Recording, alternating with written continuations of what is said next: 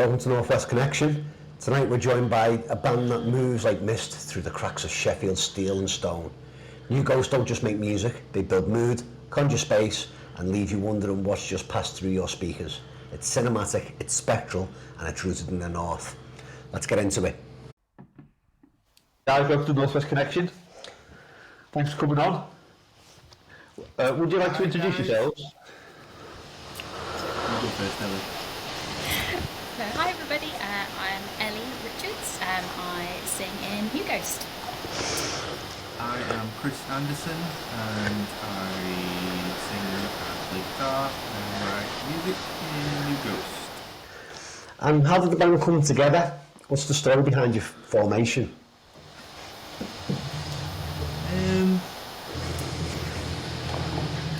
It's a bit of a convoluted one, I think.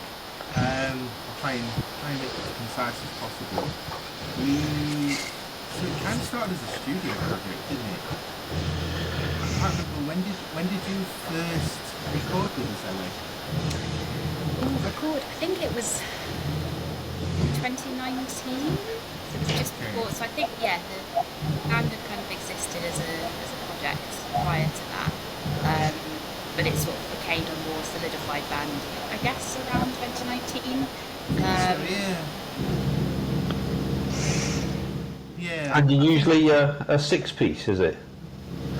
Well, it's anyone who wants to kind of get involved, basically. Anyone who's around. You can. So yeah, it started as like I guess like a studio project initially. And then as it kind of developed, we thought we should play some live gigs together. And I think we did make like a little mini album initially. So that was the New Ghost Orchestra mini album that we had made, which was really just like a test, like a proof of concept, to see if we could actually write music in this kind of mold. But yeah, I think Ellie's right. I think the kind of second thing that we worked on, The Future is Dead EP, that was where it kind of came together a little more. And then it was more of a band, writing songs kind of as a band. Yeah.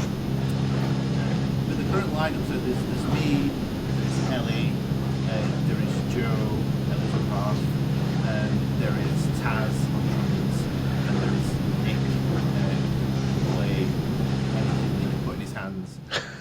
And he's a really good singer as well. So that's the kind of unit that we have at the minute after that. Cool. Well, where did the band name come from and is there any special meaning or story behind it? I think band names just kind of appear, don't they? I think you just pick one that feels like it might be right. I just remember walking up Ecclesall Road and I was talking to a chap called Arian who plays in Hidden Brothers. So he played guitar on our first little mini LP. We were talking about band names and we were talking about bands in general and the kind of ephemera of being in a band and the stuff that you create. And I guess at that moment as we were talking, it's like, well, it's like a new ghost. It's like something which I don't know that's probably about as good an explanation as you can get. It's meant to represent like ephemera, but also like something new that's being born, that this new thing is Perfect. I don't know, you know. Yeah, it works really well. What you want. And where are you guys based, predominantly? Sheffield. And is that the whole band from that area? Joe is not from Sheffield originally, I don't think. Yeah, me, so, we're not originally, myself and Joe, are originally from down south, various places, so near London and near Milton for me. And then we both moved to Sheffield for uni, and then we love it here, so we stayed. But I think Chris, Nick and Taz are all from Sheffield, so we're Yes. yeah. Nick, we might have moved to Sheffield I Yeah. think people Yeah. go Yeah. to Sheffield You get that. for uni and they're like, I love it here, I'm staying. Seems to be quite a common thing. But yeah, Probably something to do with the cost of living as well. The difference between London and down south versus up here in the north. Especially sort of back when I was a student, there was a massive difference. Yeah. Yeah, so, yeah, it's definitely, yeah, definitely different, and people are super friendly up north as well. Yeah, it's nice. Yeah, it's always better up north. So what are your musical backgrounds? I don't know if you want to go first, Ellie.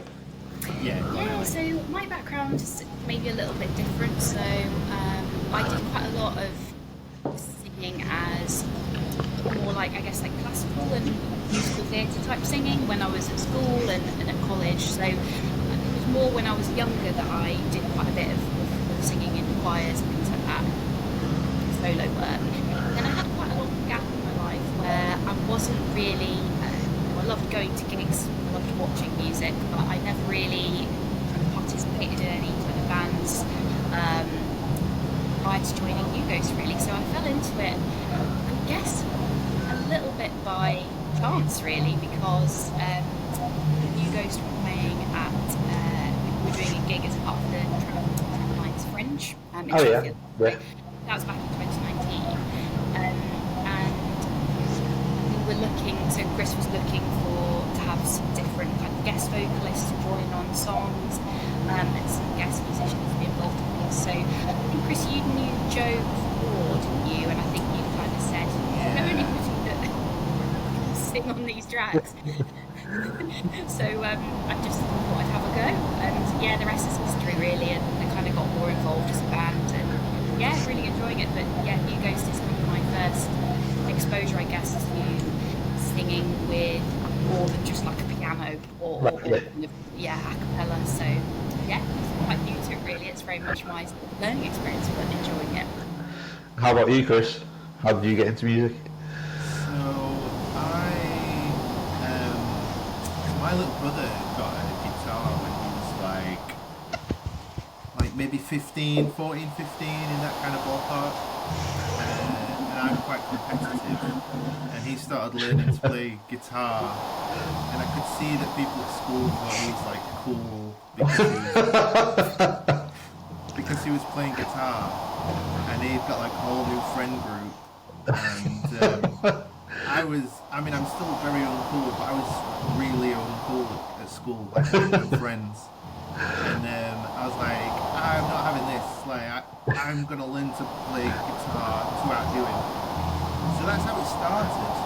And then I actually made a band with my little brother. But in terms of like being in bands and things and how that's progressed, I was in a band called Fire Suite for quite a long time, who wrote and played at, around Sheffield. So that was my musical kind of upbringing, I guess. I was in that band for quite a long time, and I was really lucky because all the musicians that were in that band were a lot more experienced, a lot better than me. So you just kind of learn as you go. Yeah, And yeah. I was really fortunate. I mean, to be honest, in New Ghost, like, I know Ellie kind of makes out that this is like her kind of first go of it, but like the first time Ellie was in the studio and we were recording, I think, was it Tom that we were recording with, I think. Yeah, Tom. So Ellie has this like innate quality of being able to go into a vocal booth and like bust out the first track, the first take, sorry, and it's like perfect. So that's Ellie's, she makes out that she's. But everyone in the band is like that. So Joe plays bass, and Joe was in a band called Gilmore Trail. We played with Gilmore Trail over the years, loads of times. I've known Joe. Joe's like a fixture in the Sheffield music scene, so everyone knows him, everyone loves him. Taz as well, like Taz has been in a band. He was in a band called Aruga, who are amazing, and they've been around the Sheffield music scene for years and years. Nick has played in various bands.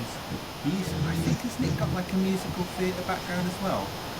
He's got big theatre kid energy. Musical kid energy. but everyone in the band is so talented. Like Taz can hear like a song once, and he'll have thought up the drum part for it. Joe, again, same. He can like listen to it once, it'll come up with like, oh, that's just like my first go. It's like, and like Nick can play saxophone as well. Nick plays a lot of sax on the stuff that we record. He'll just like, right, I figured out a 4-part sax harmony. I'll just go in and do it, and he'll just go into the recording booth and just layer it up. Infuriating those people, aren't they? So Yeah, it's yeah. So, what are your biggest musical influences and how have they shaped your sound? Do you want to go, Ellie? You talk about yours. I suppose, yeah, vocals-wise, actually, I really love, even though I wouldn't necessarily say that I sound like any of these people, I actually really love a lot of voices within sort of the pop world vocally. So I really, really love Karen Carpenter's voice. That was probably not a very cool answer. But I love the quality of her voice, and she's just got such a rich tone to her vocals. And I think particularly for me, I would say my most comfortable range is probably more within that kind of like alto, lower range. So for me, I definitely would say that I take a lot of influence from more like pop sounding voices. I love that. Again, we don't sound anything like this, and maybe not a cool answer. But I love Enya. I love Enya's voice. I love her production. I think her production would be very, very difficult to do live, and that's probably why she never really performed live. Yeah. She has about 8 million layers of things going on. But that kind of, I love those kind of voices that have sort of more of that sort of, I love that kind of ethereal voice that she has. I can't hear that within you, Ghost. I think there is definitely that with your. With Enya. Okay, Enya's great. coming Well, back. Enya's Enya's had some TikTok hits, I think, as well. All right. The kids are finding Enya. The kids will be alright. Talk so. So maybe we need to have sort of like more of that influence. But yeah, so I think for me, that more sort of, I guess, top end of the voice. I suppose where that's influenced when it comes to New Ghost, I think definitely we don't shy away from having, I guess, those kind of pop melodies or pop sensibilities in our music, while I still think we try and keep things interesting. I think it's great to have some of those kind of like elements. So I think probably you probably agree with this, Chris. I think probably sort of that pop element is maybe where sort of my influence comes in. I would say. Yeah, definitely. I mean, I think as well. Like, I know Joe likes like a lot of pop stuff as well. Joe's like a voracious listener of music, and he does like an end of year list, which is like 400 albums. Yeah, like I know that like me and Ellie were geeking out over the last Caroline Polachek album when that was released, things like that. So no, there's definitely. I think with Fire Suite last band, that was more like a raw nerve, and the music was just like fast and like unkempt. Whereas with New Ghost, I did want it to be a bit more kind of not streamlined, but like take its time and have all the elements kind of thoughtfully, you know. So even though like musically we've got quite big like rock songs, we've also got like electronic like pop songs, things with like acoustic guitars, acoustic instruments. They're like musical inspiration for New Ghost, I guess. I mean, a lot of it is what you would imagine. I mean, I'm a child of the 90s, so I grew up listening to like Smashing Pumpkins and My Bloody Valentine, those kinds of bands. So that's always going to be like really ingrained in me. But also, yeah, like Ellie says, I really love like Caroline Polachek. I really love like Beach House. Beach House had a massive influence.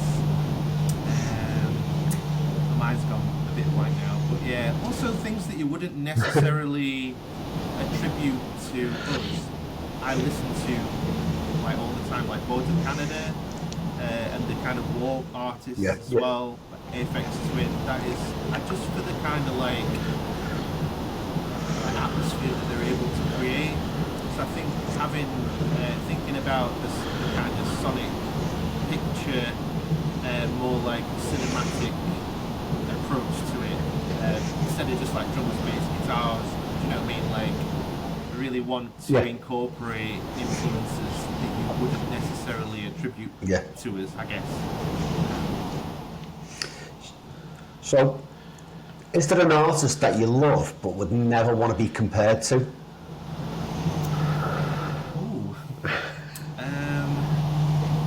For like non-cancer reasons, or... I'll let you judge that one, Chris. You know. All right. Ellie, you go. I've got to think. Yeah, I'm trying to think like. So wait, who you would not want to be compared to? Is that the question? So we love an artist that we love wouldn't Okay. want to be compared to. Okay. I feel like We like to put you on the spot. I think that kind of implies like it's a guilty pleasure, and I don't really. I used to buy into that quite a lot, but I don't buy into it quite as much anymore. There probably are artists that you would get. I don't know. That we love that we wouldn't want to get compared to. yeah, because I honestly think it would be just very flattering to be compared to like a band that we like. So I don't necessarily know if we've. You'll take it anyway, whatever you compare it to. Take the honestly, I feel compliment. like. Because I think like even if it was Enya, it'd be like, come on. I'd love to be compared to Enya. Yeah. Bring it on. Yeah, I don't know. I'm trying to think. I mean, there's a band. I mean, when I was younger, like I used to love Ash band, and I think if we got compared to Ash, because that is so not what we're going for, I'm like, maybe need to rethink this. I did used to love, like, I did really used to love Ash when I was younger.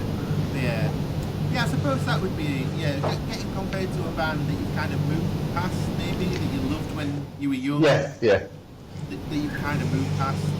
And Ash are probably a good representation of that. I don't know if you've listened to their latest, like, couple of albums. I've not. It's not a band I've gone back to. I struggle to listen to everything that I want to listen to be honest. So. Yeah, the new albums. So going back to New Ghost, how does the songwriting process take shape? Is there one lead writer, or is it a collaborative effort? It's kind of different. It's kind of changed through each project, I guess. So like the first, I mean, I'm kind of the guy that starts the song. So I will either bring in like a finished song or like the bones of the song. And then we'll usually work on the song like that. So the mini album that we recorded, I've got a bunch of like demos lying around, and there's a chap called John, the producer that we worked with, and he basically tore those demos to pieces and just put them back together. And we just had a bunch of musicians all contributing to the songs. So some of the songs started out as like acoustic songs and ended up being like, like electronic type songs. And then like beyond that point, I think the album that we made, so the album that we released last year, the Daggering Every Time, that was a strange one because that was all written and kind of recorded during dark times, during like lockdown and stuff. And so that was a really odd process because we couldn't really rehearse as a band, not really. Right, yeah. And Yeah. so Yeah. we basically got these demos that I'd made at home, and then we took those into the studio. We used those as a blueprint, and we just like recorded over the top of the tracks, kind of better versions of the demo tracks. But the project that we're working on at the minute, we are basically kind of choosing 2 or 3 songs from a pile of 30 that we really like, and we're kind of learning. We're kind of learning those and contributing to those. We're kind of building them. So yeah, we're doing that, like we're doing it in chunks. Yeah, I think that's kind of how the songwriting has been kind of progressing, how each project is progressing. Where'd you find the inspiration for your lyrics and melodies? Dark recesses of my soul.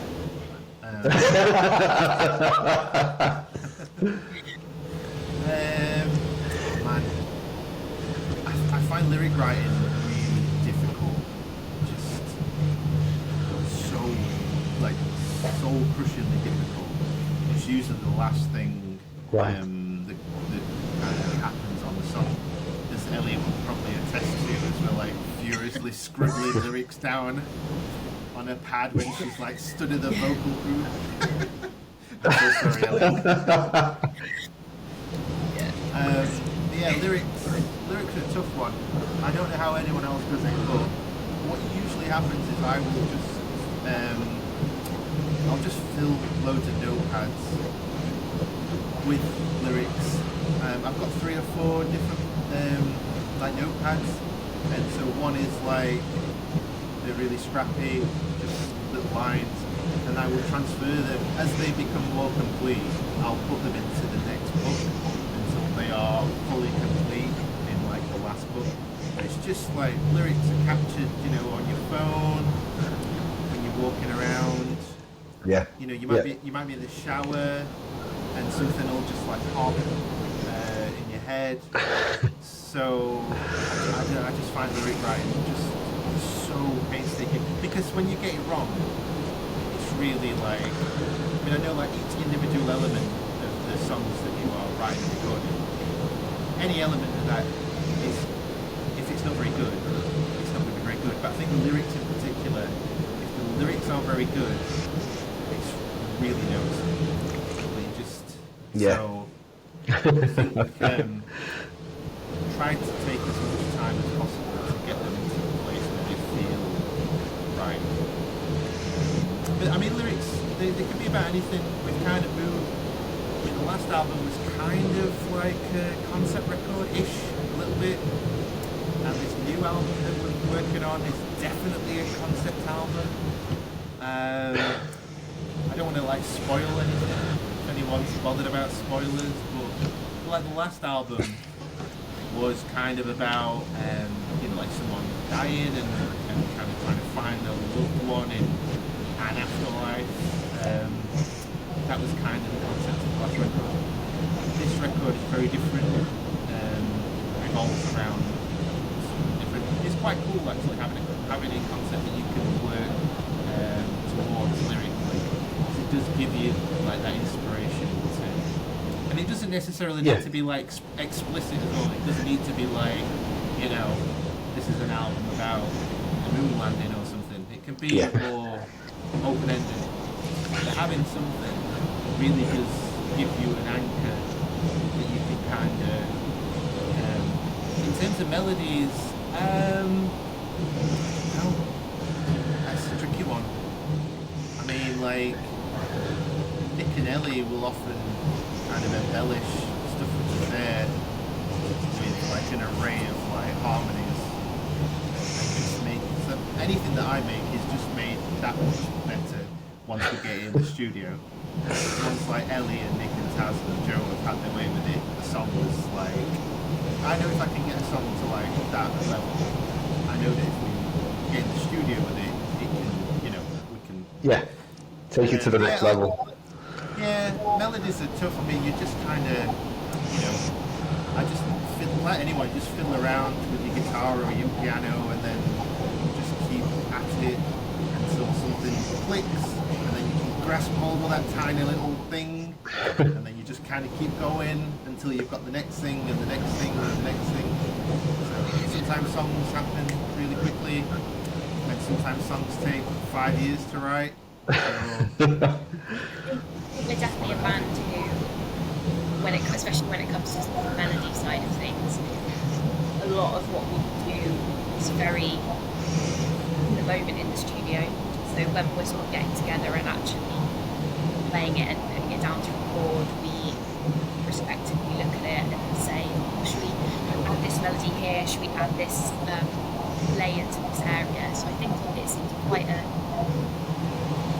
I suppose, sort of a live process we go through and add things in. So yeah, definitely I'd say that's the case for certainly for melodies and harmonies and things like that. And yeah, as Chris says, quite often for lyrics, they do change until sort of up until the 11th hour, which is fine. But yeah, I'd say it's quite the creative process that we do is quite in the moment. I don't know how else to describe it really. I think as well, like, if you're in the studio with people that you trust, like, you know, I trust Ellie implicitly, I trust Nick implicitly, and Dave Sanderson, who we're working with at the minute.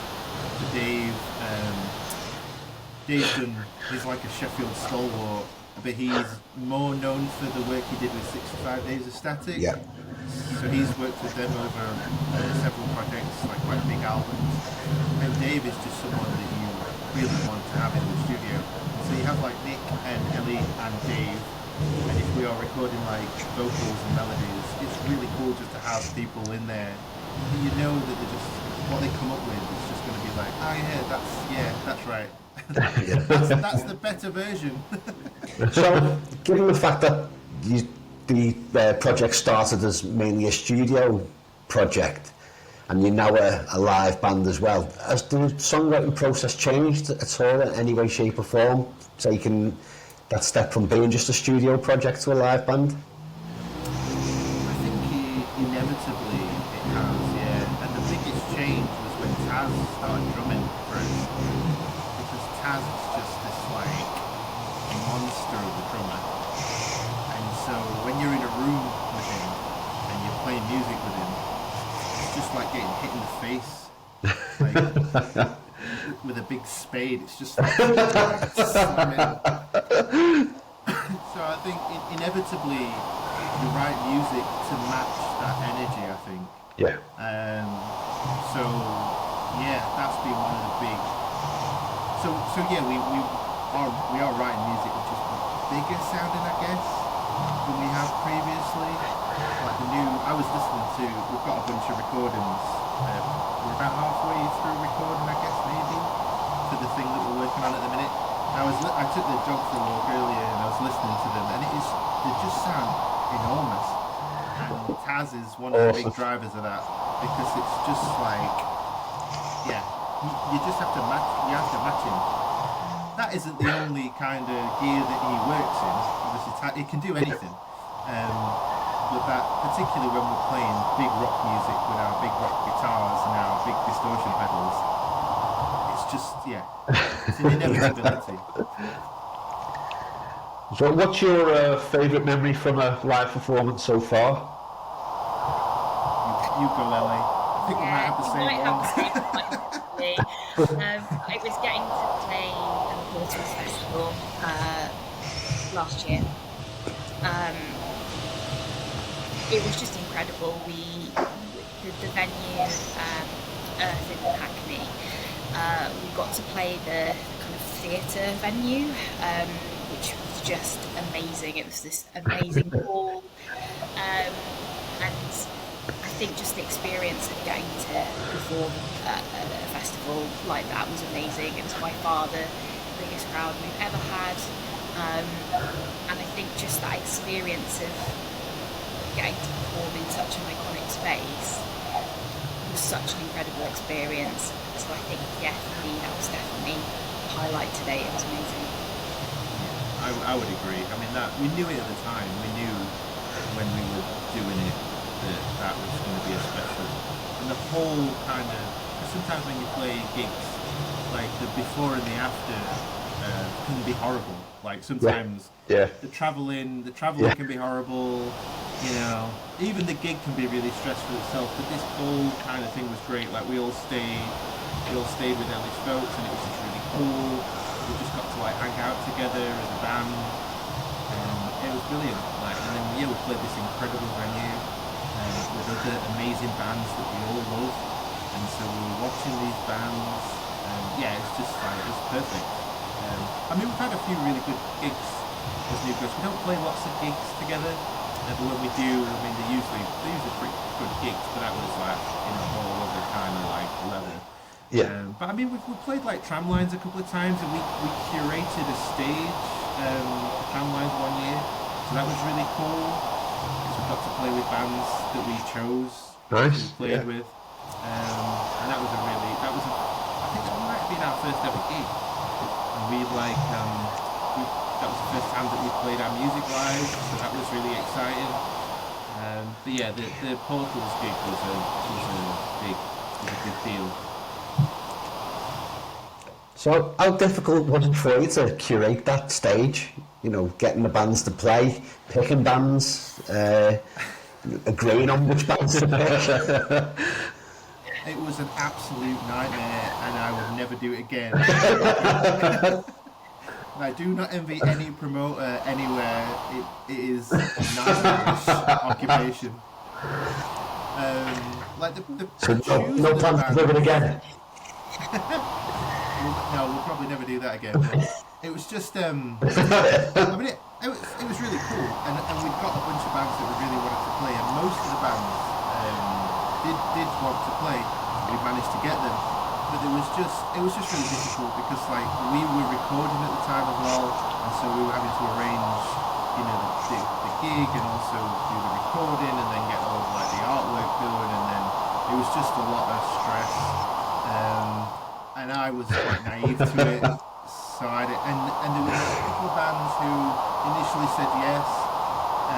One of whom was going to be the headline, like the headline act, and they said yes up until the point where the poster was made, or they were on the poster, and then they pulled out the gig. Oh, no way. Yeah, with not much of an excuse. It was just stress after stress after stress. But the actual gig was really good. But yeah, no more promoting. But that's a warning to you. Yeah. So, is there a dream venue or festival you'd love to play? You go, Ellie. Okay, I've got an answer. I don't know if you want to go, Chris, but Nah, you go first. You go first. I'll go first. So for me, 100% it would be Art Tangent Festival. I'm a long time attendee. I've been going for, I think this year was my 9th year. And I just love it. It's such an amazing festival. There's always such a great mix of bands, amazing atmosphere. So I think for me that would be my absolute bucket list festival to play at. Yeah, that would be the dream. Yeah, I think How about you, Chris? Would be Art Tangent's got to be up there. I mean, every year the bands that play, like Ellie says, it's just the bands that they have playing are just amazing. And so, who wouldn't? Yeah. If you're in like an alternative, whatever band, Art Tangent is one of the only games in town. I mean, there's lots of different festivals that I'd love to play. I mean, for me, a bucket list would be like Primavera Festival, because we go pretty much every year. I realise that's a big ask.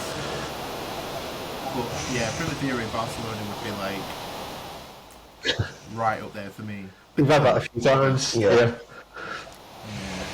yeah, I mean, Art Tangent and Primavera, just those two. And then that'll be it, and I can quit.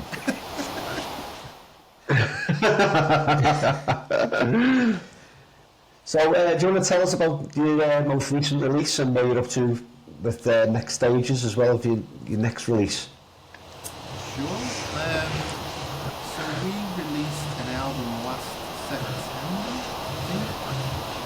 That was called A Dagger in Every Tide. that was our first proper like album, I guess. I don't know what constitutes an album anymore, but like the first release I always think of as like a bit of a mini album slash experiment. It wasn't really written to be an album, whereas A Dagger in Every Tide is like our first proper attempt at like an album. So that came out last September, and that had an amazing response. It's like the response we got from that was kind of bigger than I've had from anything that I've certainly recorded or released previously. Yeah, so that's the last thing that we've properly released, I think. We're currently working on a project with Dave Sanderson, and as we kind of mentioned, that has been ongoing. I can't remember, when did we start that, Ellie? We started I think it was in summer this year. Summer, yeah. So after A Dagger in Every Tide, Dave Sanderson got in touch with us and just said, if you were ever thinking about kind of doing anything else, keep me in mind. Which is amazing because I've been a fan of Dave since year dot. He's worked on some absolutely amazing albums, that guy, and he's such a sweet guy, so talented, and some of the 65 albums he's made are just absolutely some of my favourite records. And so I was jumped on him straight away, and I was like, well, we're writing, we've got a lot of music written, but we've not made any kind of firm plans to record it. So yeah, and that was how this particular project started. And then Dave was like, well, could you send me what you've been working on? And it's always quite nerve-wracking sending someone demos. Particularly if you make them on GarageBand and you don't know what you're doing, like this guy. So I started sending Dave the demos that we'd accumulated over the last kind of 18 months or so. And he was just like, yeah, these are amazing. Can we record some of them? Awesome. And that is how that has progressed. And so we had a bit of an experiment with him.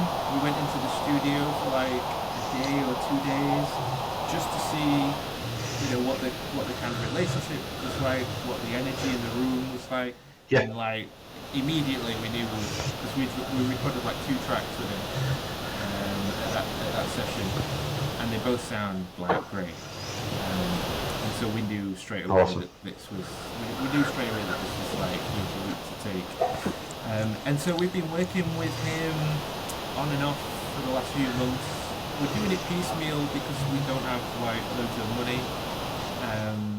So it's just a case of recording as and when. But we have recorded several sessions with Dave. We've got about half a record done with him, give or take. So that's really the next thing, cool. I guess. We're just kind of continuing to chip away at that. So. Have you got a sort of target of when you want to get done by and get it out released? I think Dave likes to work slightly quicker than what we're doing at the minute, I think. It'll come I think it'll come out when it comes out. There's no release date. I'd love it to come out I don't know, sooner rather than later, but you never know. The problem with recording albums is you never really know when they're done until they're done. So, and it's always I think really the goal difficult. will be. I was going to say, I think the goal will be to get it out quicker than Dagger in Every Tide. Not got with touch wood, we've not got a pandemic.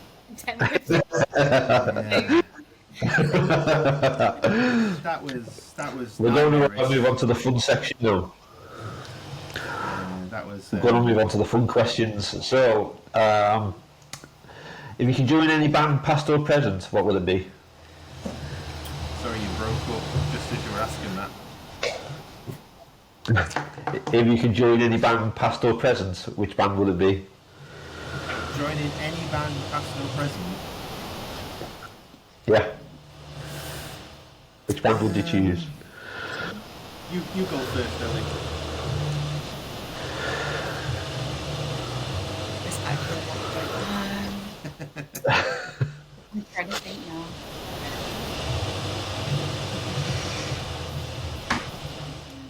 How about you, Chris? Any band past or Yeah. present? Would it be for the music or would it be for the backstage antics? I think I'd want to join Sick of It All. Just in a proper New York hardcore show of some type. I think that's what I always wanted to aspire to when I was a teenager. I don't know. It's a tough one. I mean, I love band Mew, and so I think it'd be really cool to join and be in that band when they kind of first started writing music and touring. I don't know if you're familiar with them. They're amazing. They're an amazing band. One of our biggest influences, I guess, as well. Yeah. But yeah, I caught a little bit of the Set It Arc tangent this year. yeah. We're going to see them in December. How about you, Ellie? Yeah, that's right. It is the last show, isn't it? It's very much fun.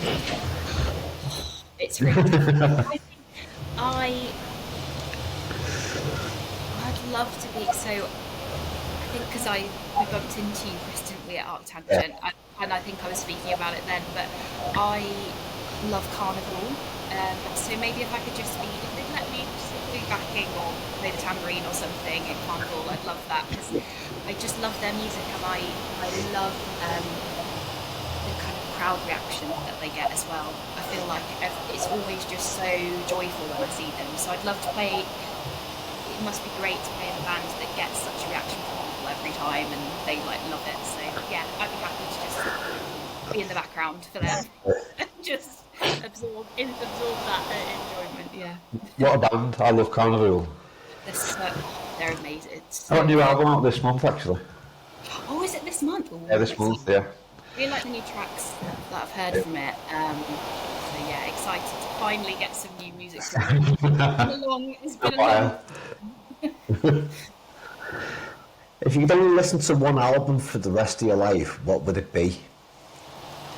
Music Has the Right to Children by Walter Canada.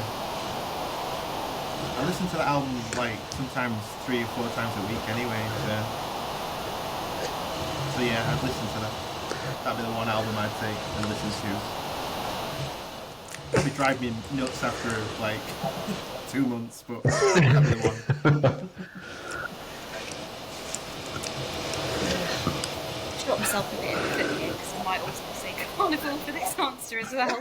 I think Soundwave is an album that I could just listen to just on repeat. If we're thinking about what's got the repeat value, and you just have it over and over again, that would definitely be for me. I would put Glass-Handed Kites as almost the new record. Glass-Handed Kites. There's a lot going on in that album. I reckon you could peel back all the layers whilst you're listening to it over and over and over and over and over again. But yeah, that'd be a close second, I think, for me. Okay, I'm going to take you back into your nightmare again here now, Chris. So you're curating a dream gig. Who's on the bill and where would you hold it? But I don't know. Are we both getting this question separately, or do we have to combine our answers? You can have two separate questions if you want. You can put a joint one together. Okay. Yeah, I'm trying to think of this. I would have. Are we talking alive or dead or still playing or not playing? It's a dream gig, Chris. Dream gig. Dream gig. Yeah. All right. Anyone? Yeah. Don't exist anymore. Okay. Oh man. Oh wow. I would have Mew would have to play. I'm sorry. I would have Bjork around like homogenic kind of era of Bjork. Oh yeah. I would have who would I have? Cocteau Twins. I would have Good choice. yeah, I'd have the Cure as well, like kind of late 80s Cure maybe. Jeff Buckley I would have. I would have. I don't know who the headliners would be. It would have to be a 3-day festival, and those would be that would be a smattering of the headliners, and then the undercard would be like I don't know, like Refused, and come on Ellie, throw some names at me. Who are we gonna have? Caroline Polachek is playing. Oh yeah, she'll be great. Yeah, great Who's on one. the undercard? Can we have like an MTV Unplugged section? Because I feel like so many. Let's do a festival. There's so many. There's so many. If I had a time machine and could just go to these gigs, I feel like so for me, like the Alice in Chains and the Nirvana Unplugged, MTV Unplugged sets, we could just transport that into So we would have a section. like an acoustic Yeah. stage. Yeah. That Soundgarden playing, like kind of prime era Soundgarden. Who else are we gonna have? Oh I'll definitely buy a ticket. man. Yeah. I'm trying to think. These are not holograms either. These are the real deal. So we've got the technology. Sacred joke. We have the technology to bring these people back, and they're all playing our festival. I would have Areogram. Areogram would play. I would have Oceanside play. Oceanside, who else? Yeah. I'm just kind of scrambling through my phone now, looking at bands that would. You cheated. I've no long-term memory anymore. I would have 65 Days of Static playing. Yeah. I would have them. Who else are we gonna have? Two more. Let's think of two more. I would have. Come on, Ellie. Is there anyone? Oh, everything. Sigur Rós. I would have. Oh yeah, Sigur Rós. Two good choices. Sigur Rós and everything. Yeah. Yeah. And I don't know where it would be. What's the mountain in Close Encounters? I would have it on top of there. What's it called? Perfect. That kind of mountain that he builds out of mashed potatoes. That's where the gig would be. And it'd be themed. Around the Close Encounters film, so you would have all the lights and the, Amazing. That's the Like vibe, it. I think. I don't want to get into the That's the budget festival now.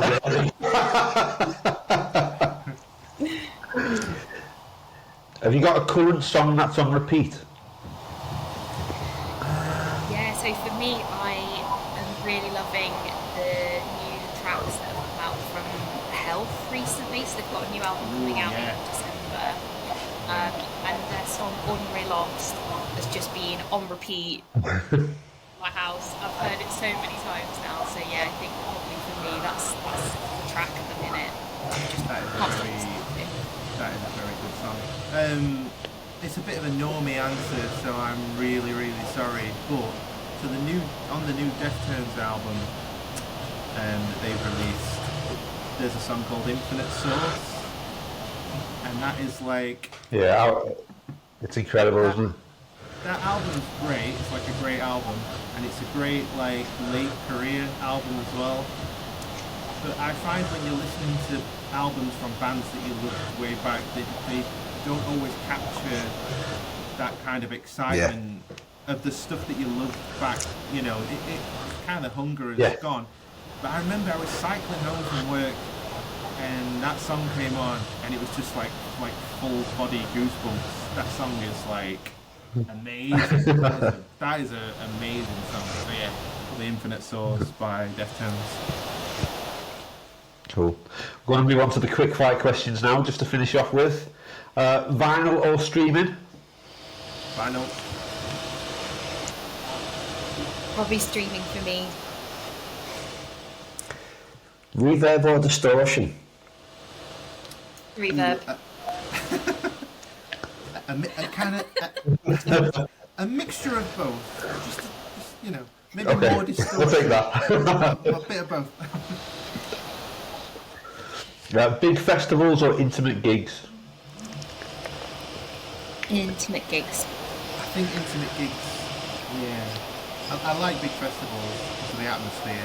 But you can't really beat an intimate gig. Whiskey or beer? I'm not really much of a big drinker. I would probably go beer. Depends on what beer. Go beer. Yeah, I'd probably say, I'd say beer. If gin was an option, gin would be the selection. Yeah, gin. You could switch it out. White Russian. Black Mirror or Inside Number 9? Ooh. Black Mirror, but it's disturbingly close to reality sometimes for me.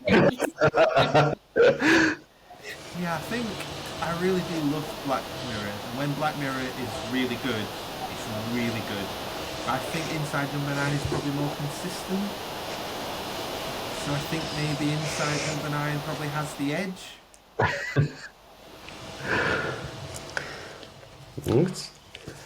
Don't know whether this one's going to be lost or not, but Wednesday or United? I mean, I I would grew up... say. Go on. No, you go. Oh no, is this the? I'm gonna say Wednesday because of whereabouts I live in Sheffield, but I have no strong. I don't really follow either anymore. So when I was younger, I played for Young Owls as a kid. So I used to go to the Wednesday matches all the time. So but that was when like David Hurst was playing, Carlton Palmer, you know, Chris Waddle. That was my childhood. So yeah, Wednesday. Moody synth or angry guitar?